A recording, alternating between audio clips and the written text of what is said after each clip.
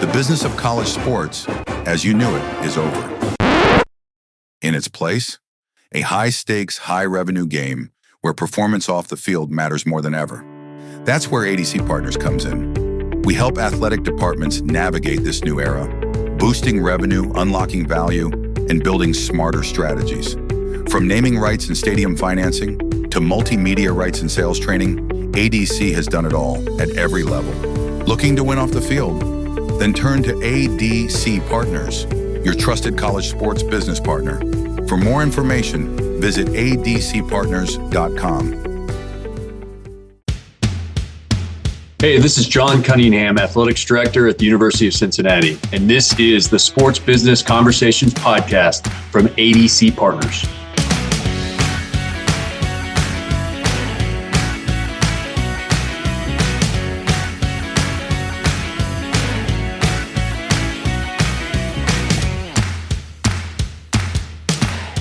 Hey, this is Dave Helmy of ADC Partners, and I think it's safe to say that there's no part of sports business that's as dynamic as college sports right now.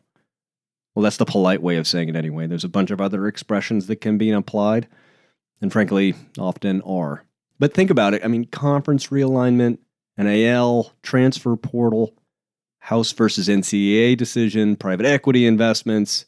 And I mean, this has all been in the last 5 years.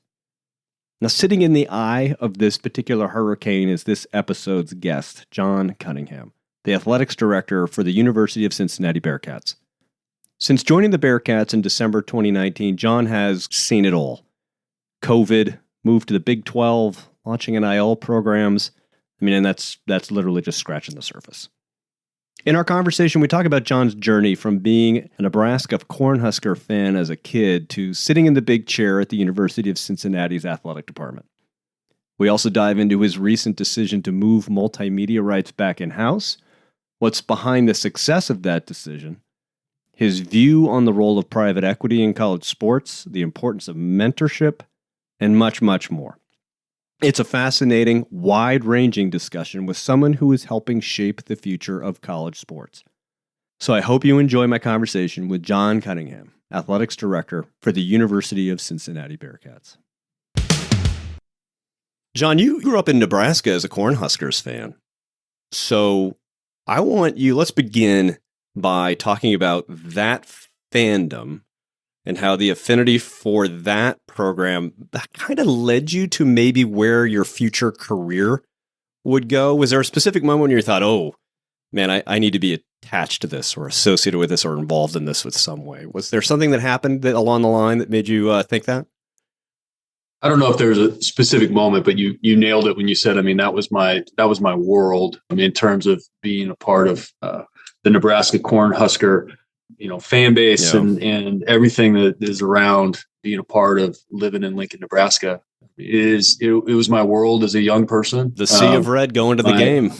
Yeah. My heroes were all Cornhuskers, and it was fun to be around. And people talk about it's not just a Lincoln thing, or it's not just an alumni thing at Nebraska. It's a state thing. Mm. And, farmers talk about the weather and they talk about Nebraska football, and it permeates throughout, your life. But I would go to volleyball games. I would go to baseball games. I would go to, I remember going to track and swimming. So this was not just one sport. You saw a little bit of it all. Yeah. Yeah. And we had season basketball tickets for men's basketball. And we didn't have football season tickets. So I would go to a football game maybe once a year, but basketball was my thing. And that was kind of my sport. So just going to those games with my dad, I mean, just some of my fondest memories. So, those are memories for life. And I didn't have one moment. I ended up going to law school back in Nebraska. And at some point during law school, I had this moment where I decided I didn't want to practice law. And about 90% of the other people who go to law school.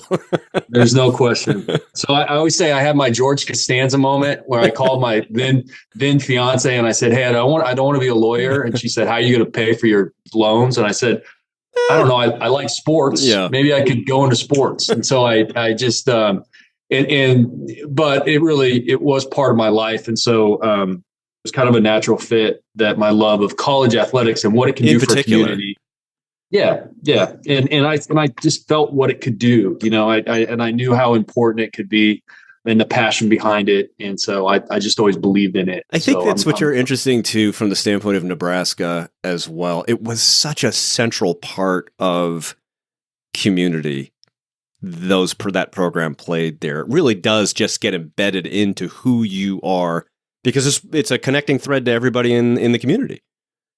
That's right. Yeah. You feel it in almost everything that goes on. I mean, Lincoln is a college town and a capital city, and that's kind of the two things it's got going. But it just you felt it. So, and when I was in high, I mean, they were obviously really good. I tell my kids all the time they were the Alabama of college football at the time. They don't believe me necessarily, but I convince them that dang kids, one day they'll learn.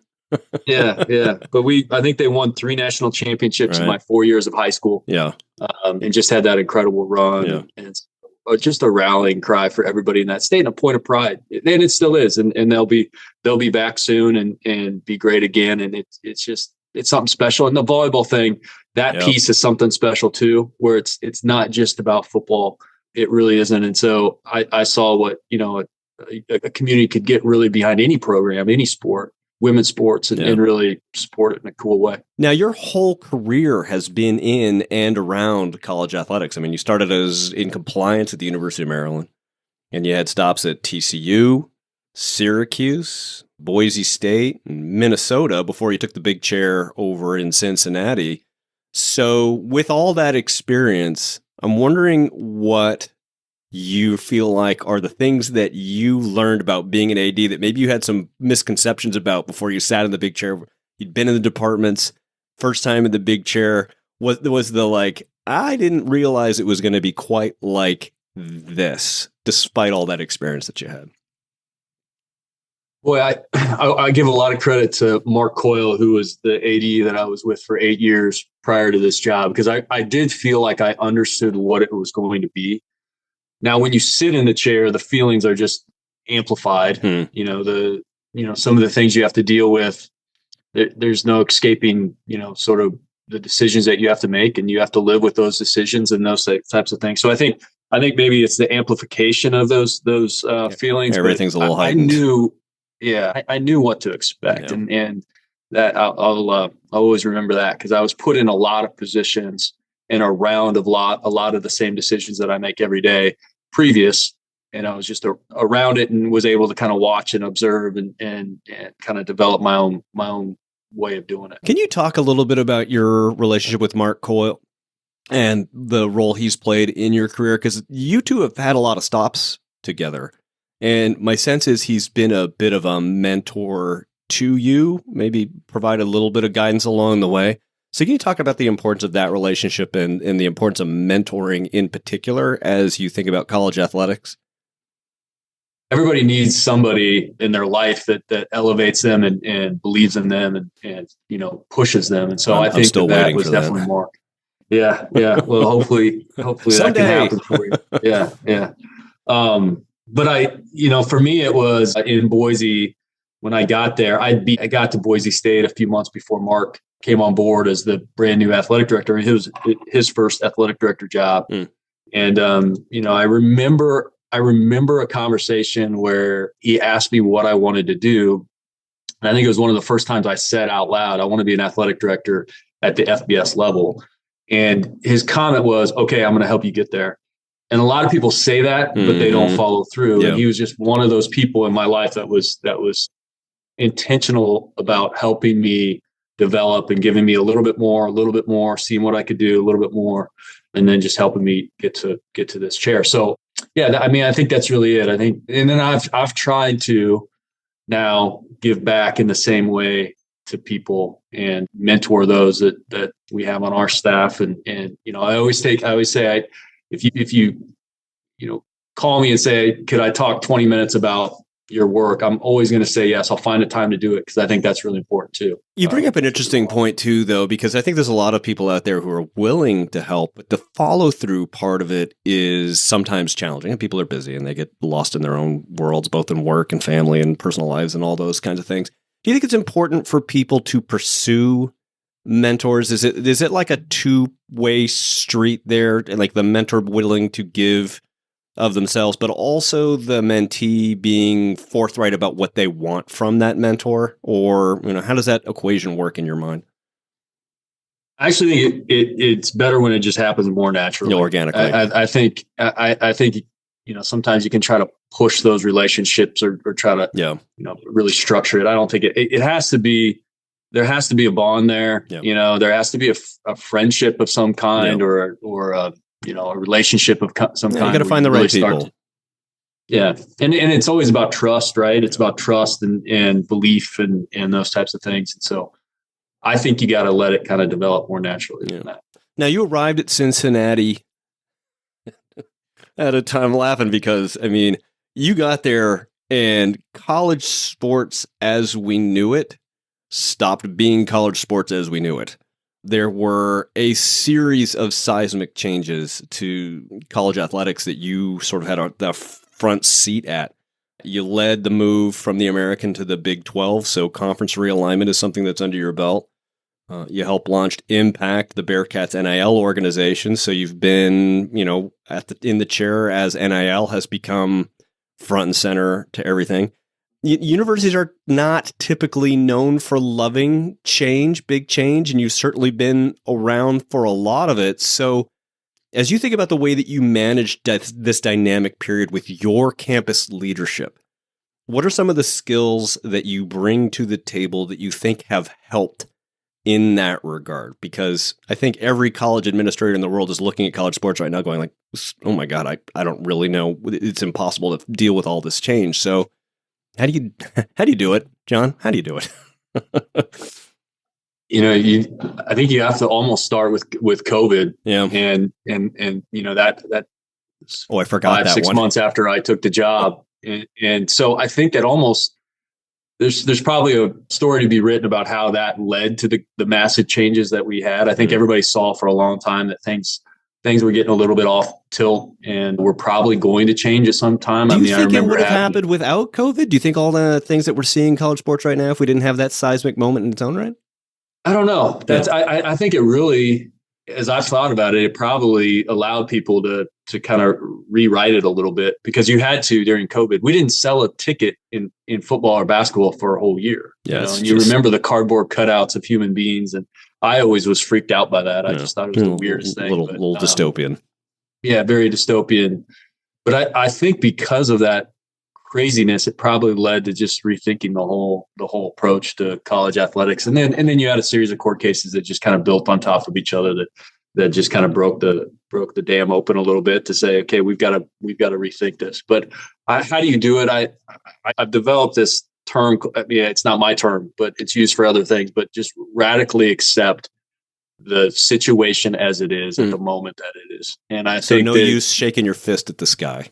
No use. It's wasted energy to try to just think about the good old days or how we got to where we are where we are. But this is the way we've always done it, type stuff. And that doesn't typically work.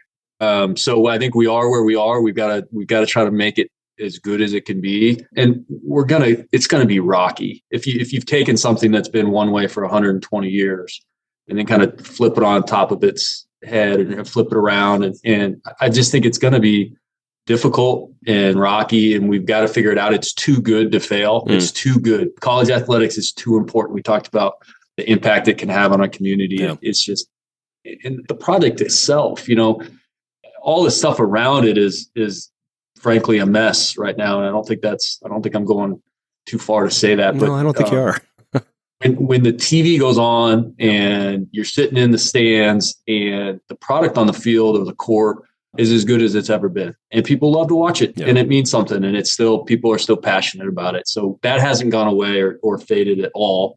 So now we got to figure out a structure that works. We got to figure out a structure that works for schools with different levels of resources. And that's really tricky. Yeah. But that's just where we are. So radically accept the moment that you're in, pivot, be willing to change your path and change it quickly and try something new. And if it doesn't work, pivot again. You're burning a hole in your sneakers with all that pivoting. Yeah. That's right. And so that's what I tell my staff is just, we're going to have to be comfortable with being uncomfortable. Yeah. And we're going to have to be able to be flexible enough to move and shake and watch for changes because they're coming. I think you also bring up a great point too. Like, nobody has the answers at this point. Like, but forward movement, there are going to be mistakes, but you have to accept those mistakes. You have to try something. Like, being stationary is not a solution. So you have to move. Now, you might not move in the initially correct direction, but the ability to pivot and wear that hole in your sneakers and be flexible and be radically accepting of both the opportunities and the challenges that are presented in front of you kind of strikes at the core of what your job is right now, isn't it? I mean, this is with an industry that's changing as quickly and dynamically as college athletics is. That forward momentum is kind of central to what you're doing right now, isn't it? Yeah, absolutely. And I think there's so many parallels. I think there's an AI parallel that you can draw. Yeah. Just how do you just, you can't go back. There's no going back. And so how do you try to figure this out and help with the solution where you can, explain to people as much as you can how important this is for our country. I mean, I think that, I go back and people have talked about the impact that college athletics has had on our amateur sports and our success in the Olympics. Yep. I think that connects with everybody, no matter what. That connects with everybody, and we are the envy of the world in terms of how we, train our athletes and put them on that world stage. So that's something to protect. It's important to protect our women's sports. It's important to protect our young people who are going to receive some money and make sure that they take care of their money so that it launches them into their career rather than really causes them problems down the line. So there's just a lot of things now I think that we've got to try to build around. And it's the pivot's going to be important continuing to go forward because it'll keep changing. Now, one of the key pivots you've made recently surrounds MMR and multimedia rights. And the vast majority of college programs outsource that, right? And they outsource it to one of a number of different organizations. But you recently opted not to renew with industry heavyweight Learfield and bring multimedia rights back in-house.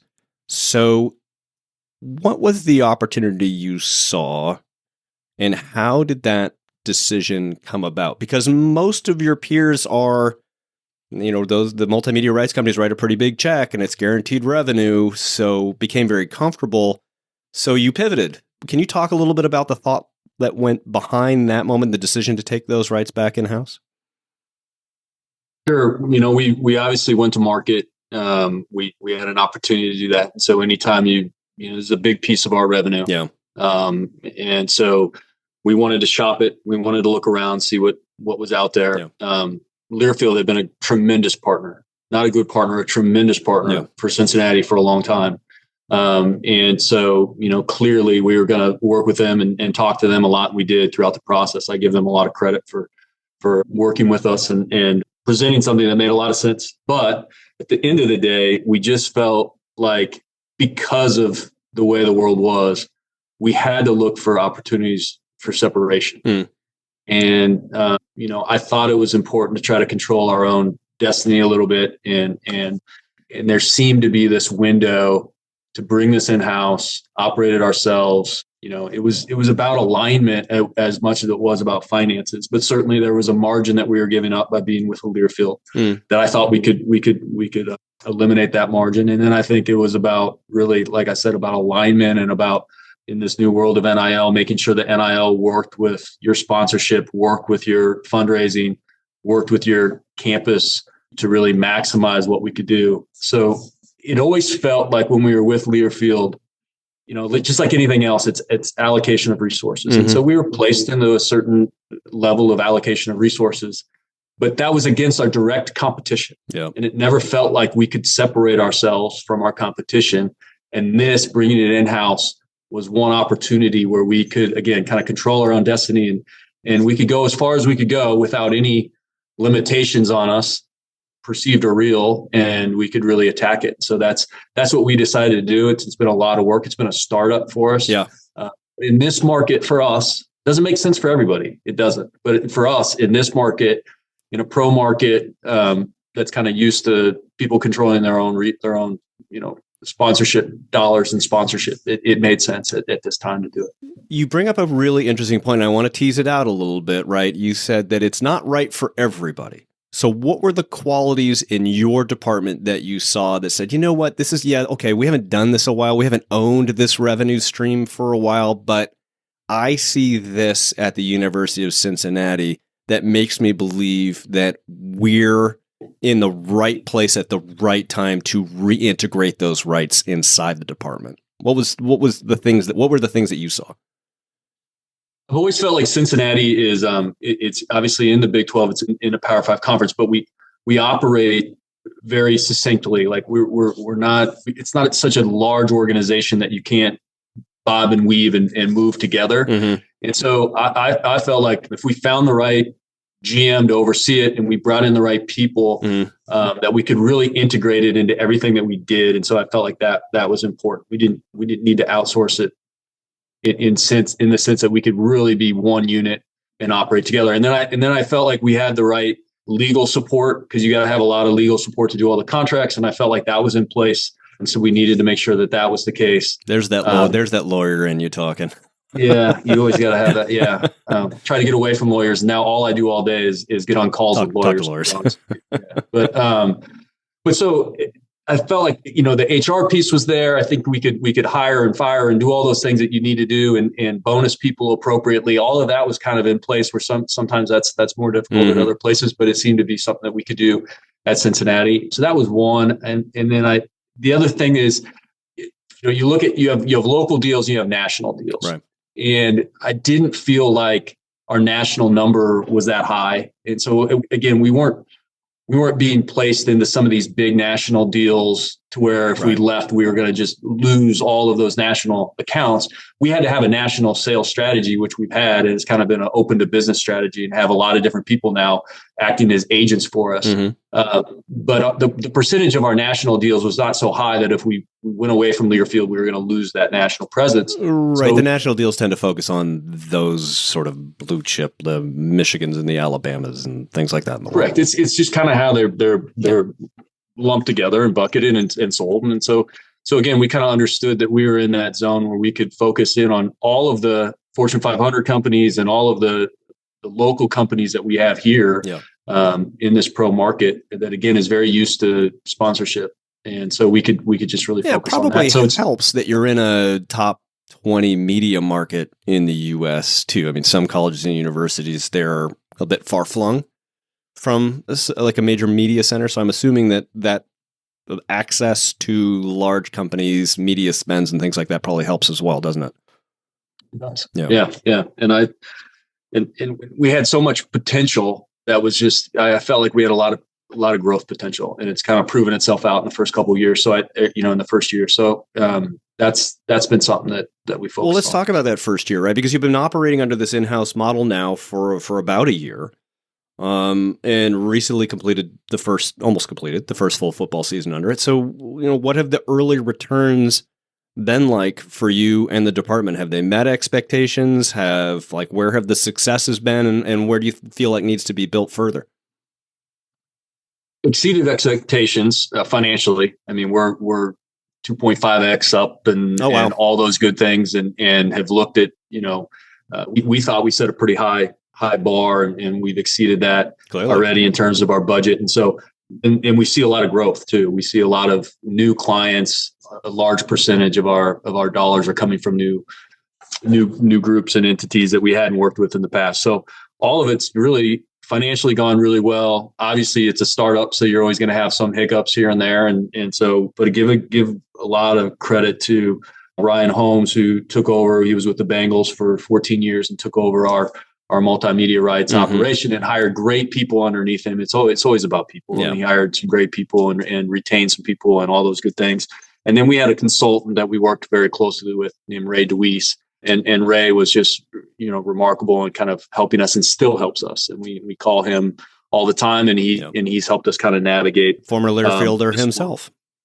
Right. Yeah. I mean, it's and just somebody that knows the space so well, and so it's been so all of that has gone better than expected, I think, and probably less bumps in the road than expected. But it's been a lot of work, and we've learned a lot already. And so we're excited about what the future is. We didn't get fully staffed until May 1. So the sales cycle was impacted there. A little compressed. Yeah. So we feel like we can keep growing it. And I mean, now that you're fully staffed with the season out ahead of you, it probably allows a bit more of a runway to really think about and be strategic about deals versus panicking and running around trying to get ready for football season that's a couple months away. Correct. And a lot of the deals we did were kind of your renewal deals and similar to the same structure that we had because we just didn't have time. But now I think that now we can really get creative with our assets and do some of those things that we really have been talking about for a long time, combining donations and sponsorship and NIL and all of those types of things. So I'm really excited about where this goes because I don't think we have to follow the traditional models that were laid out previously in terms of just how you present your assets to the community. No, allows you to probably be much more collaborative in terms of how you go to market and those kinds of things. Now, I suspect there's going to be a couple schools who hear you say 2.5x over expectations, and they're seeing other schools like the Clemsons and the Arizonas who have also repatriated their rights, taken them back in-house, and they're going, oh, that sounds good to us, but we're at the bottom of the mountain on this thing. Like, how do we even get started? We haven't sold sponsorships in 20 years. So how did they get started? Like, if they're considering a similar move to with Cincinnati and try to get to the success that Cincinnati's had, what should their first steps be? I think you have to have, I talked about Ray DeWeese. You have to have somebody that believes in this model and has thought a lot about bringing it in-house and what it all entails. And so whether that's a person or a group or whatever it is, you've got to have somebody that you can call all the time and just pick their brain and navigate through the difficulty of setting it up. Yeah. And then I think you have to really decide if it makes sense in terms of what are you giving up, the security of it, and do you have the bandwidth? Do you have the time and the energy? We're pulled in so many different directions. That's the one thing. You got to have not only the resources and all the ability to set up the model, but you also have the time. You have to have the time and energy to really dive into it and build it out. And so, whether that's taking somebody on your staff and making this, hey, 75% of your next year's work is going to be dedicated to trying to stand this thing up. So I think those are the types of considerations you have to make. And then I think you got to go back to is the structure of your university. Do you have the legal structure to be able to do it? Do you have the HR structure to be able to do it? And does it fit with your overall goals in terms of NIL and what you're trying to do? Compensation's a big part of it too, particularly for salespeople who are out there doing deals and things like that. And you have to take all these kinds of things and make sure that they're going to fit into the overall picture. That's right. No. Obviously talking quite a bit about MMR, but I think we have to, again, here's the word of the podcast, is pivot a little bit, because you just, like we talked about before we got started, you just got back from Las Vegas, and at the big conference every year, the University of Utah announced that it had entered into a relationship with Otro Capital. It's going to be an estimated $500 million a year of private equity money entering into the University of Utah's athletic department, which is now going to basically spin off its revenue structures into a separate organization. So this discussion about private equity and college athletics has been going on for some time right now. Can you give a quick overview of what your impression is about private equity in college sports? Is this an opportunity that the Bearcats are going to take advantage of? I know the Big 12 has obviously been talking about it, and as a complete conference and things like that. So where do the Bearcats currently sit on the idea of private equity, and some of your thoughts and opinions regarding the University of Utah deal? Well, complicated situation, number one. Well, here's another word that can be right just underscored on that one. Yeah. So, I number one, I think the Bearcats, like so many other schools, are exploring, are open to conversations about it, listening very carefully, thinking through it, modeling. So I think that's where we are. I think a lot of ADs have done this. I've kind of used some of our donors that are in this space to pick their brain about it. Yeah, good counsel. Yeah, little counsel there, and just kind of walk through what this could look like. What is this world of private equity, donor equity? What could all of this mean? And so, continuing to do that, we've taken a lot of calls. We'll continue to take those calls and listen to people. And then I think it's a matter of whether, again, it's just all going to be fit for your institution and what you're looking to do. And, if you have this influx of money, and it, probably goes a lot of times towards some sort of capital project. So then I think you got to question whether or not you have a capital project on the horizon that it makes sense for. And then I think the other piece is just, how do you structure it? The structure is going to be very, very complicated. Yeah. And then do you have the flexibility to change again as this industry keeps changing? You don't want to lock yourself into something that doesn't make sense in a year or 2 years when, this whole thing changes again. So I think that there's a little bit of kind of keeping your powder dry and making sure that you understand where the landscape is going, and then being able to adjust, or you set something up that you have a lot of different ability to move. Yeah. And the word pivot just keeps coming up, but you got to be able to do that even within a new structure that brings in private equity. So all those things come into play. Yeah. I don't know a lot about private equity, right? But the one thing I do know about private equity is they don't get involved in things that they're not looking to make a return of some sort or make an exit of some sort. And I guess where I wonder is the compatibility with college sports. Certainly the revenue and the resources for college athletic departments right now is very attractive, right? Particularly where we are with NIL and broadcast rights and new expenses and facilities and all the things that go with that. But does that Venn diagram between college athletics and private equity overlap well enough that they can both benefit from a relationship like that? And I don't know. I mean, that's a rhetorical question more than anything. But since I have you on the podcast, I thought I might as well throw it out there. I mean, what's your perception on like how those two can work? Is that a collaborative relationship, or is it something to be a little bit more? I realize you're going in very carefully, but is it careful because you're like, I just don't know how this is going to work? I think there's a little bit of that. Yeah. I mean, to be honest, it's a TBD. I mean, it's down the line as this thing kind of shakes out. I guess that's my one hesitancy, not one, but certainly a hesitancy. Yeah. Is just, do we really know where college athletics is going to be in 3 to 5 years? And then once you do, then you can structure something around it. But at the same time, I mean, everybody is strapped for dollars, and revenue is really, really important. And an influx of some money would obviously be attractive, especially if you thought you could then turn it into additional revenue. I mean, and do things like we did with, bringing rights in house or something creative, like, rethinking about, having concerts in your venues and just being a little bit more strategic with some of those things. So it all makes sense if it can drive additional revenues. I mean, that's part of the question. And then again, another piece is just how expensive the money is. Yeah. Like you said, it's there's you've got to have a return for people if you go down that road, and then sort of where your campus views athletics within the overall sphere of what they do. I mean, this is a multi-billion-dollar operation, at a university with a lot of moving parts, and so how do they view athletics, and what kind of controls do you have to make sure that you're still tethered to the university? Yeah.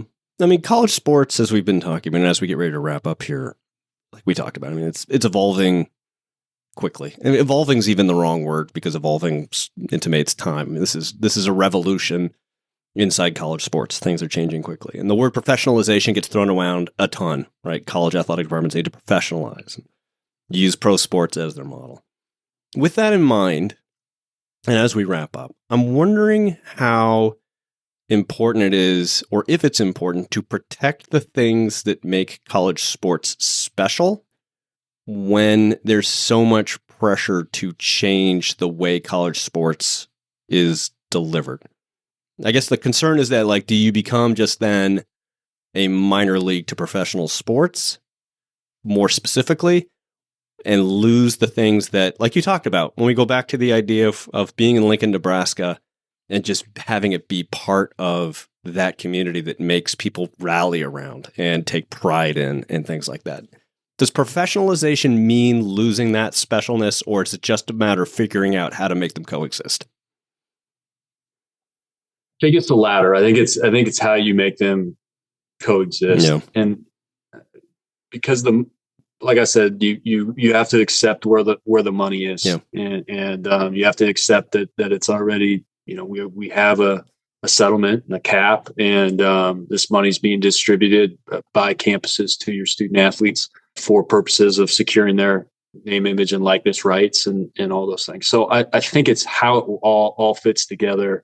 You're not going backward, and clearly the value of college athletics as a live sporting event is doesn't seem to be going backward either. And those revenues are continuing to grow, and hopefully they continue to grow going forward. Yeah. But I think one of the things we have to figure out is how when you think about a community that supports these teams, is how you deal with the issue of free agency.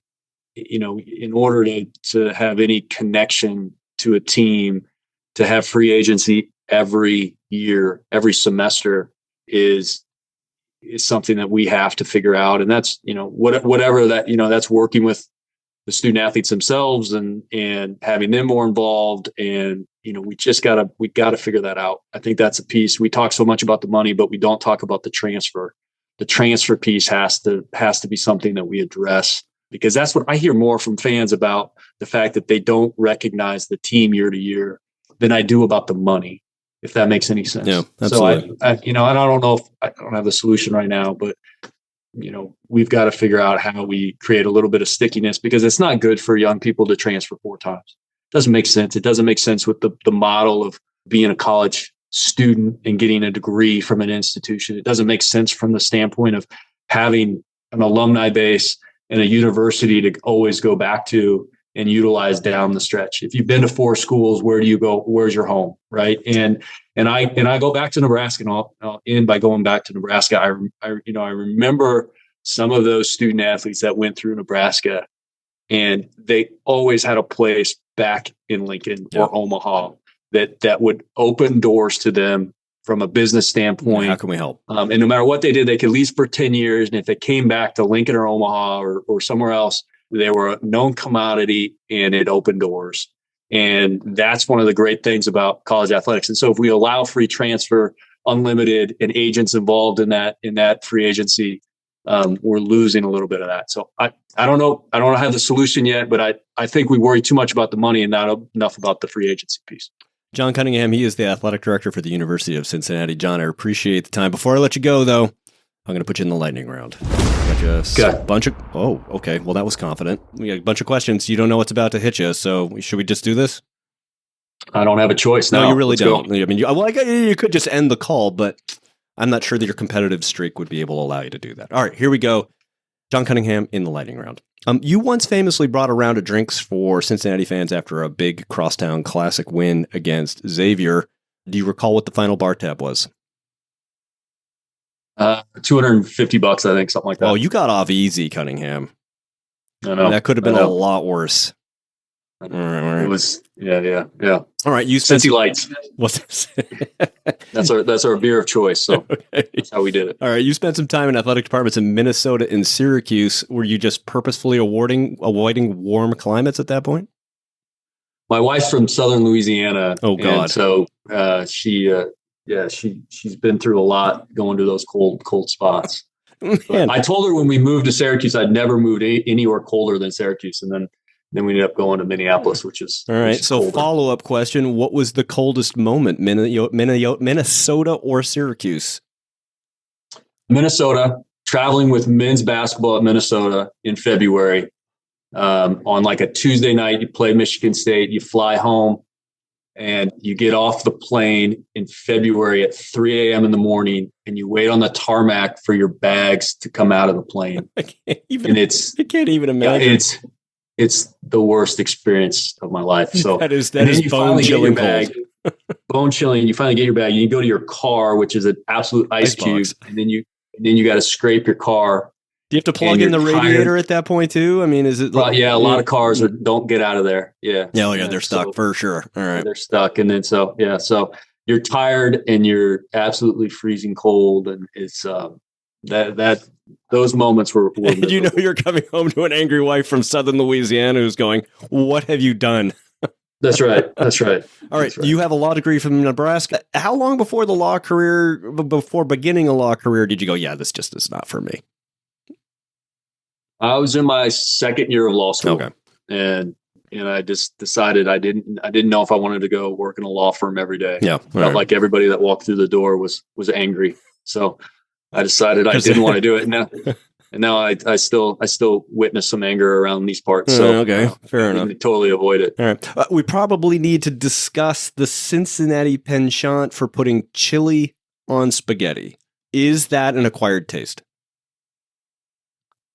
I think it is. Yeah, I think it's an acquired taste. The thing I would say is the people in Cincinnati that grew up here, it's not like something where they think of it as, just sort of something that they don't do all the time. Yeah. They legitimately eat it multiple times a week. And so it is a staple. Here. It is a staple to your diet. And it's really good. I eat it all the time. My kids love it. So maybe I've jumped on board on the, has a little cinnamon to it. It's a unique flavor of chili, and it is really good chili. All right, I noted. Everybody, when you make it to Cincinnati, make sure you get the. All right, last one. You got the Liberty Bowl coming up. The Bearcats will be playing the midshipmen from Navy.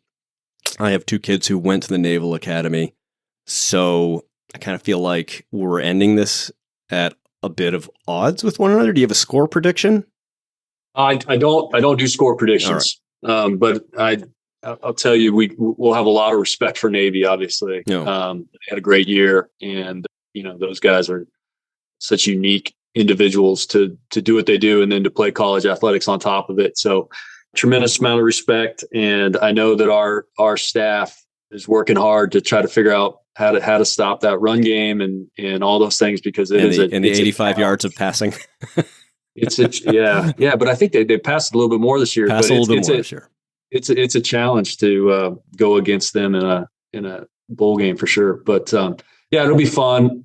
Bowl games are supposed to be about seeing some of your young guys play and get out there and enjoy it, and send your seniors off the right way too. I mean, that's a big part of it. They get to put the helmet on the last time. It's a big deal. Some of them, and it's a big deal. So that's what our focus is going to be on going down to Memphis. John Cunningham, athletic director for the University of Cincinnati. I really appreciate the time. Absolutely. Good to talk to you, David. Thanks for listening to this episode of the Sports Business Conversations podcast. If you enjoyed it, we always appreciate a subscribe, share, comment, or like. And if you're the social type, you can always follow us in all the usual places. Don't forget, past episodes are located at adcpartners.com/podcast. A quick shout out to Scott Holmes for composing our theme music. This podcast is a production of ADC Partners. All rights are reserved.